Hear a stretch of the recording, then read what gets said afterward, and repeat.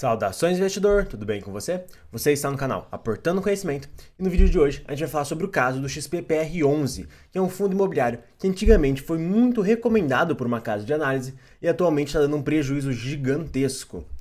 E, na verdade, no vídeo de hoje, a gente vai falar primeiramente sobre o caso do XPPR11 e segundo, a gente vai falar sobre um fato muito importante, que você não deve acreditar em tudo que você vê na internet, principalmente sobre investimentos e até mesmo se for aqui no canal, você sempre tem que buscar fazer a sua análise. Então o que a gente tenta fazer aqui é uma pré-análise para que você consiga, a partir dela, fazer a sua. Você não pode simplesmente ver um vídeo aqui do canal ou de qualquer outra pessoa e assumir tudo que ele falou como verdade absoluta, porque aí você acaba tendo sérios problemas, como foi o pessoal que acreditou nesse influenciador quando ele recomendou o XPPR11.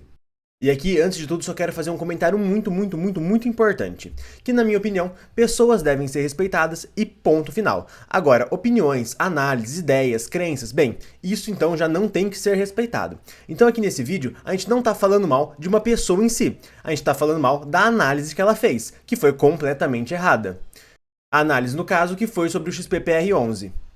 Então, no vídeo de hoje, a gente vai falar sobre a recomendação de compra que foi feita sobre esse fundo imobiliário por uma casa de análise, ou seja, uma empresa especializada em fazer análise sobre empresas e divulgar relatórios, e as pessoas pagam por esses relatórios. E essa análise que essa casa de análise acabou fazendo foi extremamente errada, como a gente vai ver no vídeo de hoje. O dono dessa casa de análise é um youtuber, então aqui a gente consegue ver o vídeo que ele publicou falando sobre o XPPR11 e o título do vídeo é o seguinte: o melhor, nossa, esse melhor envelheceu mal, hein? O melhor fundo imobiliário que provavelmente você não tem. Então a gente vai falar sobre a análise que ele fez sobre o XPPR. Lembrando novamente que esse não é um ataque ao youtuber em si, mas sim um ataque à análise errada que foi feita. Então, primeiro, vamos lá. Na visão dessa casa de análise, o XPPR11 seria um bom investimento, porque ele tinha um dividend yield muito alto e também uma vacância muito alta, ou seja, os imóveis deles estavam vagos, ao mesmo tempo que ele estava pagando um valor muito interessante. E assim que ele alugasse esses imóveis, ele poderia pagar um dividend yield próximo a 20%. E a gente vai ver que, na verdade, isso não foi o que aconteceu. Mas aqui, dando seguimento à nossa análise, eu vou pedir que, se você estiver gostando do vídeo, você se inscreva no canal para ficar por dentro dos próximos vídeos. E se você já for inscrito, eu vou pedir para você deixar o like no vídeo para ajudar a divulgação aqui do canal, tá bom? Mas seguindo aqui com a nossa análise, a gestora do XPPR11 é a XP Asset Manager. E tem um problema aqui na XP Asset. Ela não é uma boa administradora. Ela costumeiramente costuma fazer emissões abaixo do valor patrimonial que não necessariamente são boas para o investidor, o que é um ponto muito importante. E vale só lembrar aqui um outro ponto importante, que no caso do XPPR11 aconteceu também uma emissão abaixo do valor patrimonial, mas nesse caso foi até que positiva para o investidor. Apesar de ter sido muito ruim, poderia ter acontecido coisas muito piores se não tivesse tido essa emissão. Então, no caso do XPPR11, eu até passo o pano para essa emissão abaixo do patrimonial. Assim, o investidor perdeu muito dinheiro com essa emissão abaixo do patrimonial feita no XPPR11, mas poderia ser muito pior se ela não tivesse sido feita.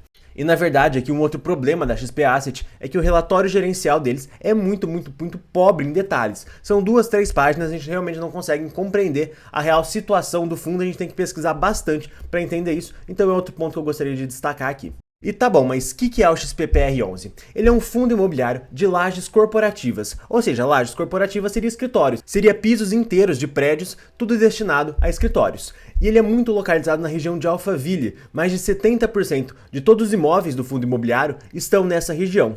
E qual que é o grande problema do XPPR11? Ele é um fundo 100% de contratos típicos e extremamente alavancado. E aqui só fazendo um comentário importante, se você já entendeu a merda que deu no XPPR11, só com esse comentário aqui, dele ser um fundo 100% típico e muito alavancado, parabéns, você está analisando muito bem fundos imobiliários, você está pegando conhecimento de várias coisas, juntando e formando a sua tese de investimento, mas se você não entendeu, tudo bem, a gente vai explicar isso melhor ao longo do vídeo. Mas o grande problema dele é que a vacância está extremamente alta e os rendimentos vêm caindo. E conforme a gente vê aqui, a gente vê que o valor patrimonial dele por cota é próximo a R$ 75 e ele vem sendo negociado 50% abaixo do valor patrimonial. Só vale um ponto muito importante a destacar, que aqui ele não valia por cota com R$ 75. Ele valia R$ 100 no começo do fundo imobiliário, lá em dezembro de 2019. Só que ele teve que fazer uma emissão abaixo do valor patrimonial, no valor de R$ 81, num percentual muito grande, ou seja, ele emitiu novas cotas abaixo dos R$ 100, que era o preço do valor por cota, para pagamento de um CRI. Então, basicamente, qual que é o grande problema do XPPR? Ele tem vários imóveis de escritório, por volta de R$ 1 bilhão, se você somar a participação em todos os imóveis, só que desse 1 bilhão, 500 milhões realmente é de dinheiro do XPPR. Os outros 500 milhões não. Ele se endividou, ele fez um CRI para arcar com a compra desses novos imóveis. E qual que era o problema? A ideia dele era alugar esses imóveis, pegar o aluguel e pagar por essa dívida que ele contraiu para fazer a compra desses imóveis. Tá bom, só que o fundo tá vago. Esses imóveis não foram alugados, esses imóveis ficaram vagos em grande parte deles e isso está destruindo a rentabilidade do fundo. Então, conforme a gente pode ver aqui, o valor da cota que começou lá nos R$ 100, atualmente está muito próximo dos 40 e só vem caindo devido aos grandes problemas que o fundo imobiliário acaba tendo. E aí você pode achar que isso é uma oportunidade gigantesca, igual aquela casa de análise lá achou, mas na verdade está completamente errado, por causa do risco gigantesco da alavancagem que ele tem. E a gente vai explicar isso um pouco melhor ao longo do vídeo. Porque conforme a gente pode ver, qual que era a ideia dele? Ele pegava esse empréstimo de 500 milhões de reais, um pouquinho mais do que isso, que é 570, se eu não me engano. Comprava vários imóveis, alugava esses imóveis, e com o dinheiro do aluguel, ele iria pagar os juros dessa dívida e também pagar o principal da dívida. Ou seja, essa dívida iria sendo paga ao longo dos próximos anos. O problema é que a vacância dele está muito alta, por volta de 50%. Ou seja, mais da metade desse fundo imobiliário, ele está vago, ele está lá sem alugar. Então como é que ele vai pagar essa dívida que ele contraiu? Como é que ele vai pagar os juros dessa dívida que ele contraiu? Então, aí que está o grande pepino do XPPR 11. Ele se embolou nesse negócio, realmente a gestão fez uma estratégia muito ruim. Eu realmente aqui boto 100% da culpa do XPPR 11, tá dado errado. Na culpa da gestão, a gestão realmente fez um trabalho péssimo, novamente ressaltando, a XP Asset não é uma boa gestora, e destruíram com esse fundo imobiliário, sim, porque, cara, como que você faz um fundo imobiliário de lajes, de só contratos típicos, com uma alavancagem de 50%? É muito nítido que ia dar alguma merda em algum momento, você não acha? Bem, na visão da XP não ia, né? Mas aqui, voltando a analisar esse fundo, ele tem dois imóveis muito grandes que junto representam mais de 70% de todo o investimento desse fundo imobiliário, que estão na região de Alphaville, aqui exatamente. Esse imóvel aqui que representa mais 20% está em construção e esses dois aqui representam aí uma porcentagem muito pequena, a gente não vai nem falar deles. Mas aqui que está o grande problema. A vacância desse fundo imobiliário é um problema? Bem, não seria um problema se ele não tivesse alavancado. Se ele não tivesse contraído aquela dívida de mais de 570 milhões de reais para comprar esses imóveis, a vacância seria um problema bem grande, mas não tanto. Porque tá bom, era só esperar esses imóveis serem alugados de novo. E só que lembrando que não necessariamente eles vão ser alugados de novo. A vacância média dos últimos 10 anos para o setor de escritórios foi em média de 30%. Ou seja, se a gente pegar os últimos 10 anos, a vacância de escritórios no Brasil foi extremamente alta devido à crise que a gente teve. Então não necessariamente a vacância do XPPR 11 vai em algum momento para zero ou algo próximo a isso. Então aí a gente já tem um grande problema a ser analisado. Mas tá bom, se fosse só esse problema, se a vacância fosse só o problema, tá tudo certo, era só esperar algum momento a economia melhorar e tá tudo bem. O problema é que não é. A vacância não é o principal problema do XPPR 11. O principal problema é a alavancagem. Ele tinha 500 milhões de reais, ele contraiu outra dívida de mais de 500 milhões para comprar 1 bilhão de reais em imóvel. Tá bom, só que esses imóveis estão 50% vagos e a dívida que ele contraiu, esse CRI, os juros dela, tá comendo ele vivo, tá comendo os rendimentos do fundo imobiliário, porque essa dívida é atrelada à inflação. Então, conforme a inflação sobe, a dívida vai subindo também. Essa dívida, ela é corrigida pela inflação, conforme a gente vai ver aqui ao longo do vídeo. E aqui um ponto muito importante é que o aluguel dos imóveis que ele tem não é corrigido. Então a inflação vai subindo, a dívida vai subindo, tá aí o aluguel. Não, o aluguel ficou parado lá. Esse aluguel só vai ser reajustado em algum momento no futuro, quando eles pararem para fazer uma renegociação do valor desse aluguel. E ele não vai subir necessariamente igual à inflação naquele período. Porque ele não é um contrato atípico. Os contratos atípicos corrigem pela inflação, tudo bonitinho, tudo bacana. Os típicos, que são os contratos que o XPPR tem, não. Aí que tá o problema, aí que mora o perigo. Então aqui nesse slide, basicamente, eu falo absolutamente tudo que eu já acabei de falar, então eu só vou pular aqui. E tá bom, os rendimentos do XPPR vem caindo. E por que vem caindo? Sendo que a vacância dele segue mais ou menos estável ali em 50%. Se ele não tá nem alugando mais imóveis, nem tendo mais imóveis dele desocupado, por que os rendimentos dele estão caindo?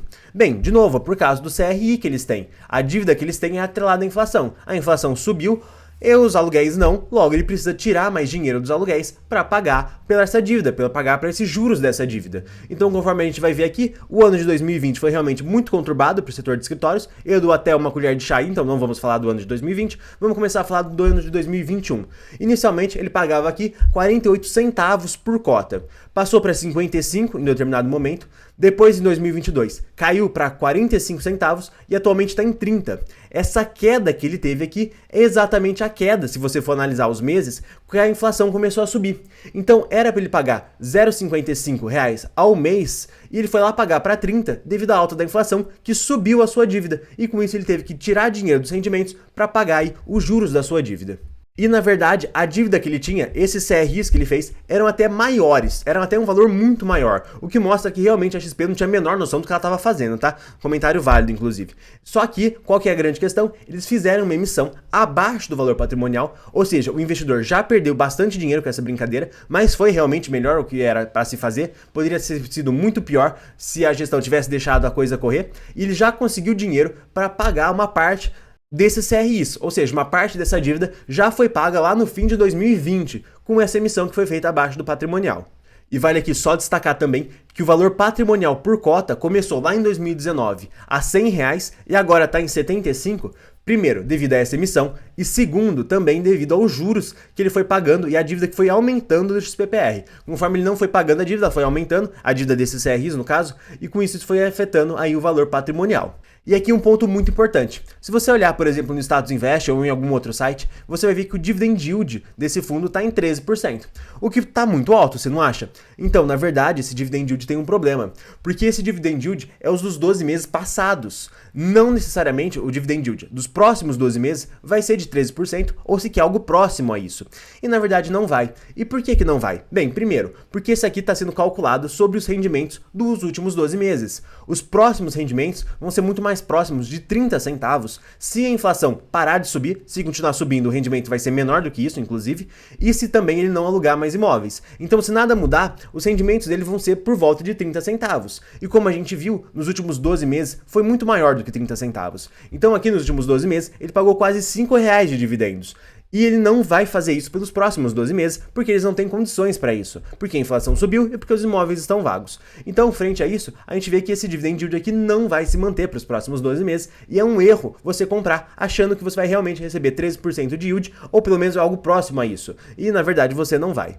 E aqui falando só do grande problema dele, que é a alavancagem, ele tem 555 milhões de reais de patrimônio líquido, ou seja, se você pegar o patrimônio líquido e as alavancagens que ele tem, somar, você vai chegar no valor total dos imóveis que ele possui, e ele tem 570 milhões de reais em alavancagem. E a gente consegue ver aqui que é uma alavancagem de longo prazo, e ela é também, na sua grande maioria, atrelada ao IPCA, só que uma partezinha também atrelada ao CDI, mas que não é muito, é só 60 milhões. Então aqui a gente consegue ver como que essa alavancagem realmente foi extremamente destrutiva para o XPPR11 e como que a má administração da XP causou isso. E na verdade essa casa de análise errou por completo a fazer a análise do XPPR e achar que era uma boa oportunidade. E desde quando aquele vídeo lá foi publicado, bem, na verdade as cotas do XPPR só caíram desde então. E por isso que, na minha opinião, eu acho que aquela análise foi um erro e o XPPR não é um bom investimento para o momento. E gente, esse vídeo vai chegando ao fim e eu vou estar disponibilizando aqui outros 2 vídeos que eu convido você a assistir.